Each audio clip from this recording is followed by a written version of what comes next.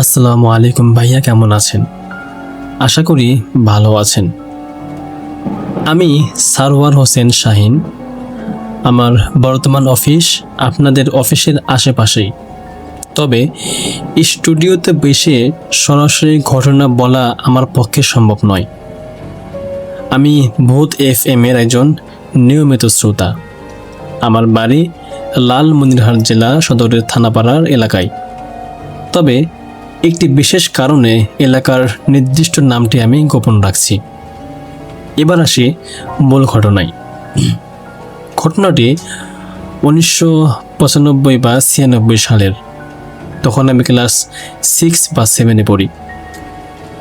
আমাদের বাড়ির অদূরেই একটা বাড়ি ছিল লোকমান ভাইদের বাড়ি। লোকমান ভাই, ওনার স্ত্রী আর ছোট ভাই লিয়াকতকে নিয়েই ছিল ওনাদের পরিবার। লোকমান ভাই বিয়ে করার 7-8 বছর পার হয়ে গেলেও ওনাদের কোনো সন্তানাদি হচ্ছিল না। অনেক ডাক্তার কবিরাজ দেখিয়েও কোনো সুফল না পেয়ে তারা চরম হতাশায় ভুগছিলেন। লোকমান ভাই জেলা পরিষদে পিওনের চাকরি করতেন এবং ওনার ছোট ভাই কলেজে পড়তেন। তাই ওনার স্ত্রী প্রায় সময়ই দিনের বেলা বাসায় একা থাকতেন। একদিন ভর দুপুরবেলা ওনার স্ত্রী রান্না করছিলেন। এমন সময় ছেঁড়া নোংরা পোশাক পরা এক পাগল হুট করেই ওনাদের বাড়িতে ঢুকে পড়ল। পাগলের শরীর থেকে এমন এক পচা দুর্গন্ধ বের হচ্ছিল যে ওনার স্ত্রী তা সহ্যই করতে পারছিলেন না। পাগলটা ওনার স্ত্রীকে দেখে বলল, মারে, আমি 3-4 দিন থেকে না খাওয়া, আমাকে একটু ভাত খেতে দিবি মা? ওনার স্ত্রী কষ্ট করে দুর্গন্ধ সহ্য করেও দয়াপরবশ হয়ে বললেন, ডাল আর করলা ভাজি হয়ে গেছে, শুধু মাছের তরকারিটা চুলোয় আছে। আপনি মাদুরটা নিয়ে বসুন, একটু অপেক্ষা করুন, আমি খাবার দিচ্ছি। পাগলটা বসতে বসতে বলল, মা, আমি মাছ খাই না, শুধু ডাল আর কালো জিরা ভাজি, ওতেই আমার চলবে। লোকমান ভাইয়ের স্ত্রী তড়িঘড়ি করে সব কিছু বেড়ে ওনার সামনে দিলেন, এমনকি হাত ধোয়ার পানিও দিলেন। কিন্তু আশ্চর্য বিষয় হলো, পাগলটা হাত না ধুয়েই গোগ্রাসে খাওয়া শুরু করলো। ওনার স্ত্রী পাতিল থেকে বারবার ভাত বেড়ে দিচ্ছিলেন আর পাগলটা খেয়ে চলছিল। একসময় পাতিলের ভাত প্রায় শেষ হয়ে এলো। তখন পাগলটা বলল, পেট ভরে গেছে মা, আর খাবো না। কিন্তু আমাকে যেসব ভাত বেড়ে দিলে, এখন তোরা কি খাবি? লোকমান ভাইয়ের স্ত্রী বললেন, সমস্যা নেই বাবা, ঘরে চাল আছে, আমি আবার রান্না বসিয়ে দেব, আপনি আরেকটু ভাত নেন।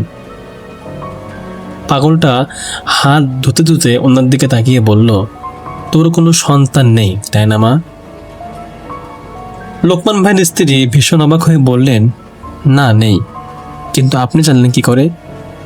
পাগলটা সে প্রশ্নের কোনো জবাব না দিয়ে উঠে দাঁড়ালো এবং বলল, ফজরের নামাজ শেষে তুই আর তোর স্বামী মিলে তোদের ওই কুল বড়ই গাছটার ঝাঁকুনি দিবি, দেখবি একটি কুল পড়বে, আর ওটা দুজনে ভাগ করে খাবি।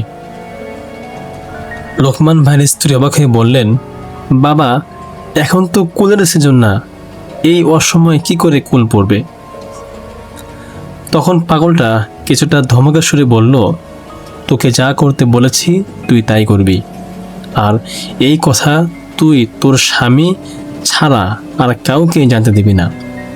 তোর ছেলে বা মেয়ে যাই হোক না কেন, 12 বছর বয়স পর্যন্ত তাকে খুব চোখে চোখে রাখবি, সাবধানে রাখবি। এই কথা বলেই পাগলটা নিমেষের মধ্যেই চলে গেল।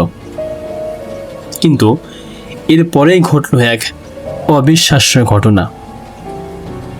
লোকমান ভাইয়ের স্ত্রী যখন ভাবলেন পাতিলের অবশিষ্ট সামান্য ভাতটুকু খেয়ে আবার নতুন করে রান্না বসাবেন, তখন পাতিলের ঢাকনা খুলতেই তিনি চমকে উঠলেন। তিনি দেখলেন পুরো পাতিল ভর্তি ভাত, এমনকি ডাল এবং করলা ভাজিও একদম আগের মতোই অক্ষত আছে, যেমনটি পাগলটি আসার আগে ছিল। তিনি নিজের চোখকেও বিশ্বাস করতে পারছিলেন না। যাই হোক, রাতে লোকমান ভাই বাসায় ফিরলে তিনি স্বামীকে সব কথা খুলে বললেন। লোকমান ভাই শুনে হেসেই উড়িয়ে দিলেন এবং বললেন, তুমি হয়তো দুপুরে কোনো স্বপ্ন দেখেছ। ওনারা দুজনেই খুব ধার্মিক ছিলেন এবং 5 ওয়াক্ত নামাজ পড়তেন। পরদিন ফজরের নামাজ শেষে লোকমান ভাই ওনার স্ত্রীর সাথে করে নিয়ে কৌতূহল বশত সেই কুল গাছের নিচে গেলেন। সত্যি সত্যি গাছটা একটা ঝাঁকুনি দিতেই টুপ করে একটি বড় আকৃতির কুল নিচে পড়ে ঝরল। দুজনেই চরম আশ্চর্য হয়ে গেলেন, কারণ তখন ছিল ঘোর বর্ষাকাল, কুলের কোনো সিজন নেই, আর তারা দুজনে সমান ভাগ করে কুলটা খেয়ে নিলেন। সেই কুলের স্বাদ ছিল অদ্ভুত, সাধারণ গাছের মতো নয়, সেটি ছিল অসম্ভব সুস্বাদু, মিষ্টি এবং এক স্বর্গীয় সুগন্ধে ভরপুর। এমন ফল তারা জীবনে কখনো খাননি। এই ঘটনার 2 মাস যেতে না যেতেই স্ত্রী টের পেলেন যে তিনি সন্তান সম্ভবা। স্বামীকে সুখবরটা দেওয়ার পর লোকমান ভাই নিশ্চিত হওয়ার জন্য তাকে ডাক্তারের কাছে নিয়ে গেলেন। ডাক্তার সাহেব সব পরীক্ষা নিরীক্ষা করে দেখলেন এবং বললেন যে, ভাই মিষ্টি খাওয়ান লোকমান ভাই, আপনি তো বাবা এবং আপনার স্ত্রী মা হতে চলছেন। এরপরে দিন যায়, মাস যায়। একদিন ওনার স্ত্রী এক ফুটফুটে কন্যা সন্তানের জন্ম দিলেন। মেয়ের ডাক নাম রাখা হলো লামিয়া। পরম আদর আর ভালোবাসায় বেড়ে উঠতে লাগলো সেই মেয়েটি। কিন্তু লামিয়া ছিল ভীষণ চঞ্চল। এক জায়গায় সে স্থির থাকতে চাইতো না। হামাগুড়ি দিয়ে মুহূর্তের মধ্যেই বাড়ির আঙিনার এ পাশ থেকে ও পাশ চলে যেত। যেহেতু লোকমান ভাইয়ের স্ত্রী একাই সবসময় বাসে থাকতেন এবং ওনাকে ঘরের ও বাইরে নানা কাজে ব্যস্ত থাকতে হতো, তাই মেয়ের ওপর বাড়তি নজর রাখার জন্য তিনি লামিয়ার কোমরে একটা পিতলের ঝুনঝুনি বেঁধে দিয়েছিলেন। এখন সে যেখানে যায় ঝুনঝুন শব্দ হতে থাকে এবং লামিয়াকে খুঁজে পেতে আরও কোনো সমস্যা হয় না। এভাবেই দিন কাটতে থাকে। লামিয়াও একসময় হাঁটতে শেখে, বাড়ির আনাচে কানাচে ঘুরে বেড়ায়, ওর সমবয়সী শিশুদের সাথে বাগানেও খেলাধুলা করে। কিন্তু সুখের দিনগুলো বেশি দিন স্থায়ী হলো না। একদিন সন্ধ্যার ঠিক আগ মুহূর্তে লামিয়াকে কোথাও খুঁজে পাওয়া যাচ্ছিল না। ওনাদের বাড়ির ঠিক পেছনেই একটা বড় পুকুর ছিল। অনেক খোঁজাখুঁজির পর সেই পুকুরে ভেসে উঠল লামিয়ার নিথর মরদেহ। পুরো বাসায় কান্নাকাটি আর শোকের ছায়া নেমে এলো। পুরো এলাকা জুড়ে একদম শোকের ছায়া নেমে এলো। লোকমান ভাইয়ের স্ত্রী তখন আবার 5-6 মাসের সন্তান সম্ভাবনা ছিলেন। একমাত্র মেয়েকে হারানোর শোকে তিনি বারবার জ্ঞান হারাচ্ছিলেন। ওনার গর্ভের সন্তানের কথা চিন্তা করে প্রতিবেশীরা ওনাকে দ্রুত হাসপাতালে ভর্তি করালো। লোকমান ভাইয়ের কান্নাও যেন থামছিল না। স্ত্রী হাসপাতালে চিকিৎসাধীন অবস্থায় শেষবারের মতো নিজের সন্তানকে দেখার সুযোগও তিনি পেলেন না। লামিয়ার কবর দেওয়া হলো ওনাদের বাগানের এক কোণে, পুকুর পাড়ে। ওনাদের বাড়িঘরটা ছিল ছোট বড় গাছে ঘেরা। দিনের বেলা যতটা সুন্দর লাগতো, রাত হলে জায়গাটা ঠিক ততটাই ভয়ঙ্কর হয়ে উঠত। 6-7 দিন পর লোকমান ভাইয়ের স্ত্রীকে হাসপাতাল থেকে বাসায় নিয়ে আসা হলো। ওনার স্ত্রী প্রায় সময় একা একা ওই কবরের পাশে গিয়ে পাগলের মতো কান্না করতেন, আর প্রতিবেশীরা সান্ত্বনা দিয়ে তাকে ঘরে ফিরে নিয়ে আসতো। এভাবে প্রায় 1 মাস কেটে গেল। মেয়ে হারানোর শোক কিছুটা স্তিমিত হয়ে এসেছে ওনাদের।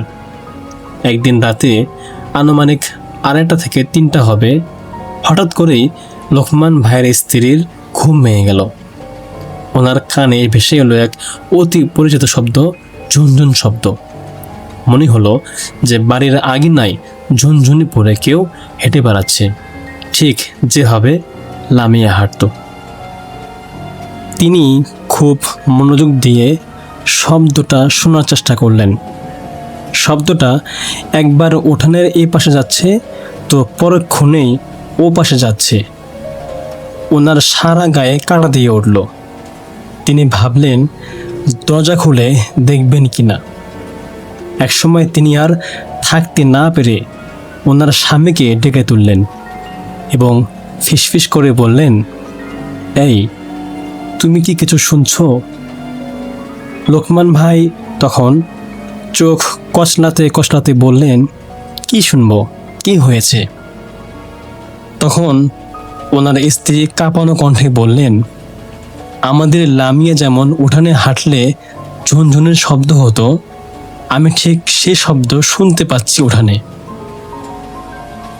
তখন দুজনেই বিছানায় প্রায় 1 মিনিটের মতো স্তব্ধ হয়ে চুপ করে রইলেন, কিন্তু তখন আর কোনো শব্দ হলো না। লোকমান ভাই দীর্ঘ শ্বাস ফেলে বললেন, মেয়ের শোক তুমি এখনো ভুলতে পারোনি, তাই মনের ভুলে তোমার কাছে এমনটা মনে হয়েছে। ওনার স্ত্রীও ভাবলেন, হয়তো সত্যি আমার মনের ভুল। এরপর 3-4 দিন পর আবারও এক রাতে ওনার স্ত্রী তার সাথে একই ঘটনা ঘটল, কিন্তু ওই দিন তিনি আর স্বামীকে কিছু বললেন না। মনে মনে সাহস করে দরজা খুলতেও ভয় পাচ্ছিলেন। যদি বাহিরে ভয়ঙ্কর কিছু দেখে ফেলেন, তবে গর্ভের সন্তানের বড় কোনো ক্ষতি হতে পারে। এভাবেই প্রায় প্রতি রাতেই ওনার স্ত্রী সেই রহস্যময় ঝুনঝুনের শব্দ শুনতে পেতেন। একটু ভয় লাগলেও ধীরে ধীরে ওনার কাছে এই শব্দটা শোনার অভ্যাসটা এক অদ্ভুত নেশার মতো হয়ে গেল। কিন্তু স্বামীর কাছে তিনি আর দ্বিতীয়বার এটি নিয়ে মুখ খোলেননি। তখন ওই এলাকায় বিদ্যুৎ পৌঁছায়নি। ওনাদের বাথরুমটা ছিল বাগানের এক পাশে। রাতে প্রাকৃতিক ডাকে সাড়া দিলে ওনার স্ত্রী সবসময় স্বামীকে সাথে নিয়ে যেতেন, তবে কোনোদিন তারা অস্বাভাবিক কিছু দেখেননি। একদিন রাতে লোকমান ভাইয়ের একাই বাথরুমে যাওয়ার প্রয়োজন হলো। লণ্ঠন হাতে নিয়ে বাগান দিয়ে ঢোকার সময় ওনার চোখ পড়ল সেই কুল গাছটার দিকে। ওই কুল গাছে লামিয়ার বেঁচে থাকতে একটা দোলনা ঝুলে দেওয়া হয়েছিল। লামিয়া অন্য বাচ্চাদের সাথে নিয়ে ওই দোলনায় খেলা করত। লামিয়া মারা যাওয়ার পর মেয়ের স্মৃতি হিসাবে সেই দোলনাটা আর খোলা হয়নি। লোকমান ভাই যখন ওই কুল গাছটার কাছাকাছি গেলেন, তখন চাঁদের আবছা আলোয় দেখতে পেলেন দোলনাটা একা একাই দুলছে। মনে হচ্ছিল এই মাত্র দোলনা থেকে কেউ যেন নেমে গেল, আর তাই ওটা বাতাসে দুলছে। কিন্তু বাতাসে দোলার মতো বিন্দুমাত্র সম্ভাবনাও সেদিন ছিল না, কারণ চারপাশ ছিল একদম নিস্তব্ধ। বাতাসের এক ফোঁটাও আবহাওয়া ছিল না, এমনকি গাছের একটা পাতাও নড়ছিল না। লোকমান ভাইয়ের সারা শরীর ভয়ে শীতল হয়ে এলো। তিনি কোনো মতে সাহস সঞ্চয় করে বাথরুম সেরে দ্রুত ঘরে ফিরে এলেন। ঘরে এসে শুয়ে শুয়ে ভাবলেন, কিন্তু কোনো হিসাব মেলাতে পারলেন না। পরদিন সকালেই তিনি গাছ থেকে সেই দোলনাটা খুলে ফেললেন। এর 2-3 দিন পর আবার ঘটনা ঘটা শুরু করলো। মাঝরাতে হুট করেই লোকমান ভাইয়ের ঘুম ভেঙে গেল। এবার ওনার নিজের কানেও ভেসে গেল সেই পরিচিত শব্দ, যেন উঠানে কেউ যেন ঝুনঝুনি পরে হেঁটে বেড়াচ্ছে, আর শব্দটা এদিক থেকে ওদিকে যাচ্ছে। এবার স্ত্রীর পুরনো কথাটা ওনার পুরোপুরি বিশ্বাস হলো। তিনি বিছানা থেকে উঠে অত্যন্ত সাহসের সাথে কাঠের জানালার একটা পাট আলতো করে খোলার চেষ্টা করলেন, কিন্তু বাইরে তাকিয়ে কিছুই চোখে পড়ল না তার। এমনকি সেই শব্দটাও সাথে সাথেই বন্ধ হয়ে গেল। ওনার স্ত্রীও তখন জেগে গিয়েছিলেন, তবে লোকমান ভাইকে বুঝতে দেননি। লোকমান ভাই জানালা বন্ধ করে বিছানায় আসা মাত্রই ওনার স্ত্রী ফিস করে জিজ্ঞাসা করলেন, জানালা খুলে কি দেখলে? লোকমান ভাই তুমি গিয়ে বললেন, আজ আমিও সেই ঝুনঝুনি মতো শব্দ শুনতে পেয়েছি। স্ত্রী মনের ওপর চাপ পড়ে বলে তিনি দোলনার কথাটা আর বললেন না। ওনার স্ত্রী দীর্ঘ শ্বাস ফেলে বললেন, তুমি আজ প্রথম পেয়েছ, আর আমি এই শব্দটা প্রতি রাতে শুনতে পাই। একদিন কাজের চাপ বেশি থাকায় লোকমান ভাইয়ের বাসায় ফিরতে ফিরতে রাত প্রায় 8টার মতো বেজে গেল। তিনি সাইকেল থেকে নেমে গেট দিয়ে বাসায় প্রবেশ করা মাত্রই দেখতে পেলেন একটা ছোট বাচ্চার মতো অবয়বের মতো কালো ছায়া উঠানের মাঝখান থেকে দৌড়ে পিছনের বাগানের দিকে চলে গেল। তিনি আর কাল বিলম্ব না করে কোনো মতে সাইকেলটা রেখে ঘরে ঢুকে পড়লেন, কিন্তু তার স্ত্রীকে এই বিষয়ে কিছুই বললেন না। একদিন রাতে খাবার খাওয়ার সময় লোকমান ভাইয়ের ছোট ভাই লিয়াকত হঠাৎ করেই বলল যে সেও নাকি মাঝে মধ্যে উঠানে ঝুনঝুনের শব্দ শুনতে পায়, কিন্তু জানালা খুলে বাইরে তাকালে কিছুই দেখতে পায় না। লিয়াকতরা যেন ভয় না পায়, তাই লোকমান ভাই বড় ভাই হিসেবে ওর কথায় পাত্তা না দিয়ে হেসে উড়িয়ে দিলেন। লোকমান ভাইদের বাগানের ঠিক পাশেই ছিল আইনাল হক চাচাদের বাসা। একদিন আইনাল হক চাচা লোকমান ভাইকে কথায় কথায় বললেন, আচ্ছা লোকমান, তোমরা কি রাতে মোমবাতি নিয়ে বাথরুমে যাও? তোমার তো একটা বড় টর্চ লাইট আছে, ওটা নিয়ে তো গেলেই পারো। মোমবাতি নিয়ে এভাবে বাথরুমে যাওয়ার তো ঠিক না। লোকমান ভাই ভুরু কুচকে বললেন, কই না তো চাচা, আমরা তো মোমবাতি ব্যবহার করি না, ঘরে কুপি বা লণ্ঠন জ্বালাই, আর রাতে বাথরুমে গেলে ওই টর্চ লাইটটাও নিয়ে যাই। তখন আইনাল হক চাচা তখন অবাক হয়ে বললেন, তাহলে আমি গভীর রাতে ওটা কি দেখি? কেমন একটা মিটমিটে আলো ওই দিকটায় যায়, আবার ফিরে এসে তোমাদের বাগানে। লোকমান ভাই গভীর আগ্রহ এবং উৎকণ্ঠা নিয়ে জানতে চাইলেন, একটু খুলে বলবেন কি চাচা, আপনি আসলে কি দেখেন?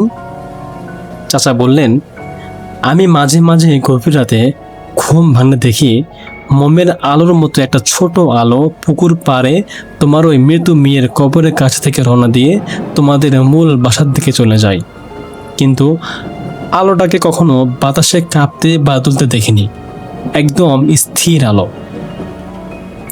লোকমান ভাই চাচাকে আশ্বস্ত করার সুরে বললেন, চাচা কি যে বলেন না, আমরা তো কোনোদিন এমন কিছু দেখিনি, হয়তো আপনার দেখাল ভুল হয়েছে। এই বলে লোকমান ভাই চলে এলেন বটে, কিন্তু ওনার মনে এক অজানা আতঙ্ক ভর করল। একদিন রাতে হঠাৎ করেই প্রধান দরজার সজোরে ধাক্কা দেওয়ার শব্দ শুনে স্বামী স্ত্রী দুজনেই ঘুম ভেঙে গেল। কে যেন বাইরে থেকে অনবরত দরজা ধাক্কা দিচ্ছিল। লোকমান ভাই ভয় জড়ানো কণ্ঠে ভেতর থেকে ডেকে বললেন, কে কে ধাক্কা দিচ্ছে দরজায়? ওপাশ থেকে একটা কান্না মাখা অবুঝ শিশুর কণ্ঠের আওয়াজ ভেসে এলো, আব্বু, আমি লামিয়া, দরজা খোলো। তোমরা আমাকে বাহিরে একা রাখছো কেন? আমার খুব কষ্ট হয়। আমার দোলনাটা তোমরা কেন খুলছো আব্বু? এমন কথা যখন দরজার অপর পাশ থেকে ভেসে আসলো, এই কণ্ঠটি স্বামী স্ত্রী দুজনেই স্পষ্ট শুনতে পেলেন।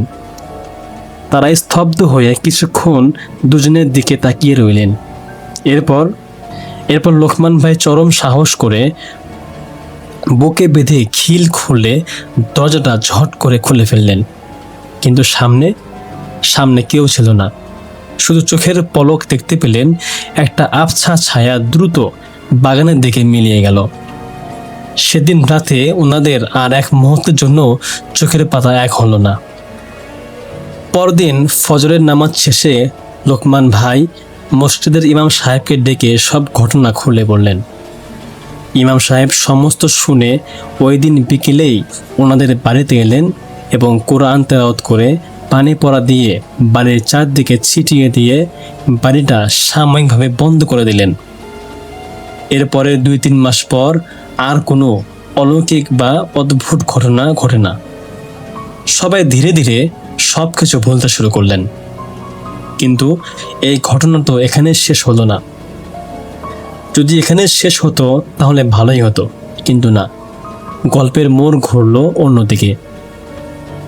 কিছুদিন পর লোকমান ভাইয়ের শাশুড়ি ওনাদের বাড়িতে বেড়াতে এলেন, কারণ ওনার স্ত্রীর সন্তান প্রসবের সময় ঘনিয়ে আসছে। যথাসময়ে ওনাকে শহরের হাসপাতালে ভর্তি করানো হলো। রাত তখন আনুমানিক 1:30টা।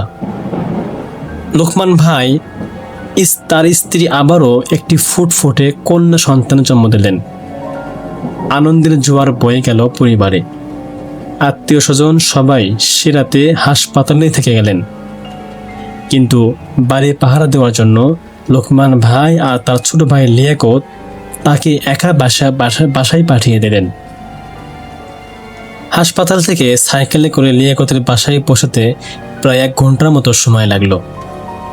পরদিন ফজরের নামাজ শেষে লোকমান ভাই যখন হাসপাতাল থেকে নিজের বাসায় ফিরলেন, তখন গেট খুলে ভিতরে ঢুকতেই ওনার বুক কেঁপে উঠল।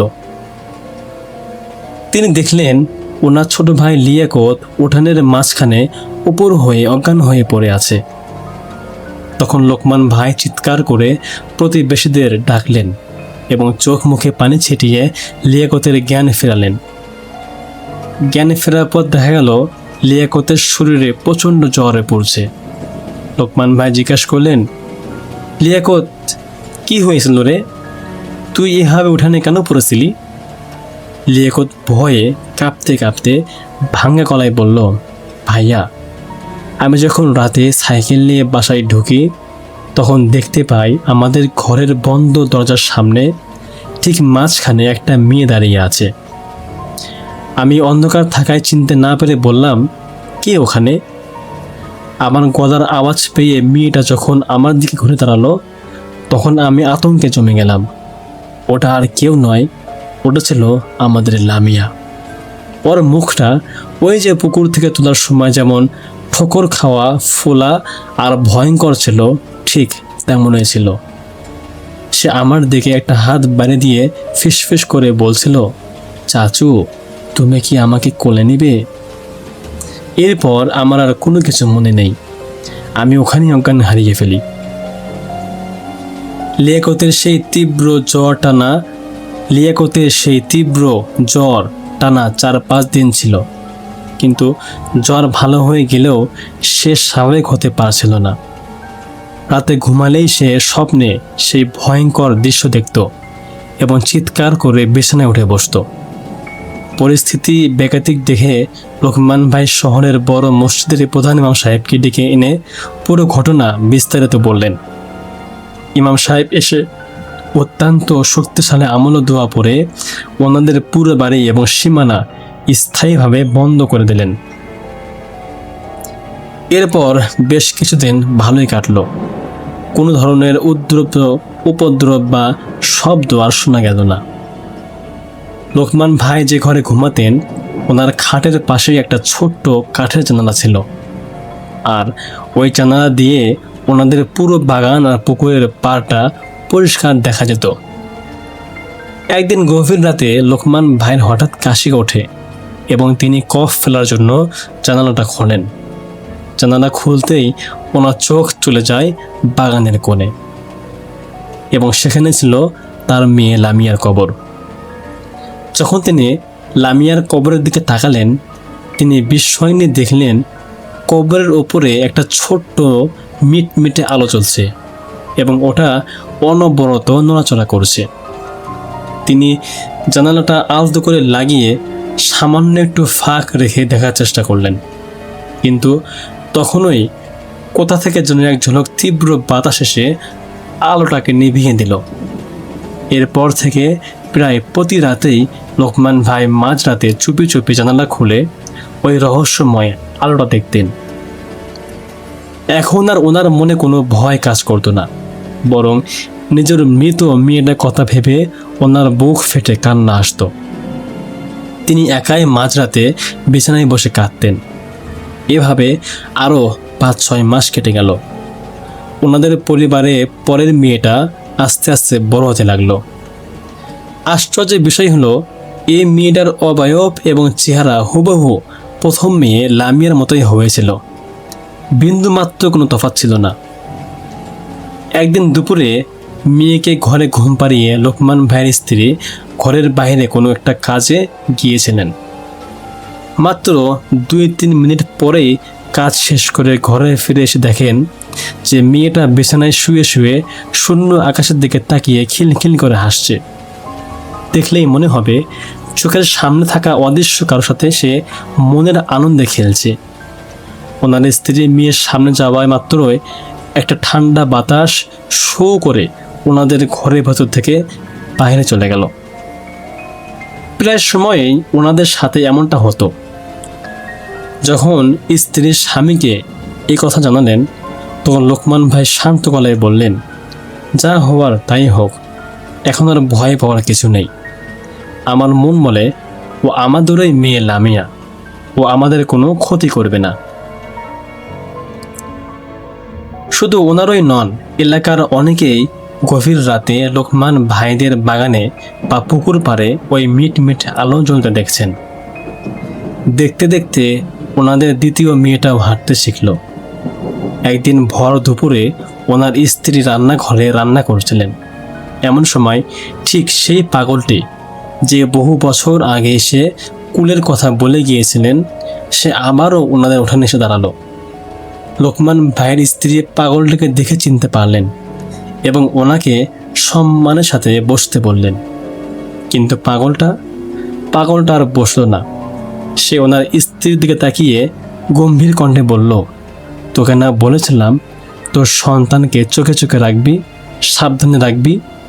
শোন, তোর মেয়ে মারা যাওয়ার পর যে ইমাম সাহেব ওনার জানাজা পড়িয়েছিলেন, কোনো একটি বিশেষ কারণে সেই ইমামের ও জানাজার কিছু নিয়মের বড় ধরনের ত্রুটি বা ঝামেলা হয়েছিল, আর সেই কারণেই তোর মেয়ের জানাজা পরিপূর্ণ এবং শুদ্ধ হয়নি। তুই এক কাজ করবি, ভালো এবং পরহেজগার আরও একজন ইমামকে ডেকে এনে তোর মেয়ের নামে একটি গায়েবী জানাজা পড়িয়ে দে। তাহলে আত্মাটি শান্তি পাবে এবং সব ঠিক হয়ে যাবে। এই কথাটি বলেই পাগলটা যেমন এসেছিল তেমন ওই নিমেষের মধ্যেই হাওয়া হয়ে গেল। পাগলের কথা মতো লোকমান ভাই পরের দিন একজন বড় আলেম ও ইমাম সাহেবকে ডেকে এনে ওনাদের মৃত মিয়া লামিয়ার উদ্দেশ্যে একটি গায়েবী জানাজার ব্যবস্থা করেন এবং দোয়া খায়ের করেন। এরপর থেকে ওনাদের বাড়িতে আর কোনোদিন কোনো অলৌকিক আলো বা ছায়া কিংবা সে রহস্যময় ঝুনঝুনের শব্দ শোনা যায়নি। সব কিছু চিরতরে শান্ত হয়ে গিয়েছিল। পরবর্তী সময়ে ওনাদের সেই দ্বিতীয় মেয়েটিও সুস্থভাবে বড় হয় এবং ধুমধাম করে ওনার বিয়ে হয়ে যায়। বর্তমানে অবশ্য লোকমান ভাইরা সেই পুরনো বাড়িটি বিক্রি করে দিয়ে অন্য এলাকায় চলে গেছেন এবং সেখানেই সুখে আছেন। আজকের গল্পটি একটি সম্পূর্ণ সত্যি এবং সত্য ঘটনা। এই ঘটনা যতটুকু আমি নিজে দেখেছি তার চেয়েও বেশি আমার মা বাবার মুখ থেকে নিখুঁতভাবে শুনেছি। আমাদের এলাকার পুরনো মুরব্বী যারা আছেন তারা সবাই এই অলৌকিক ঘটনাটি খুব ভালো করেই জানেন। হয়তো আমি গুছিয়ে লিখতে পারিনি, তবে ঘটনাটি শতভাগ সত্য। ভালো লাগলে শ্রোতাদের অবশ্যই পড়ে শোনাবেন। আমার কাছে এমন আরও কিছু সত্য ঘটনা রয়েছে, সময় সুযোগ বুঝে পরে পাঠিয়ে দেব। ভালো থাকবেন। ভূত FM এর পরে পুরো টিমের জন্য রইল অনেক অনেক অনেক ভালোবাসা এবং শুভকামনা। ধন্যবাদ আনতে সারোয়ার হোসেন শাহিন, থানাপাড়া, লালমনিরহাট।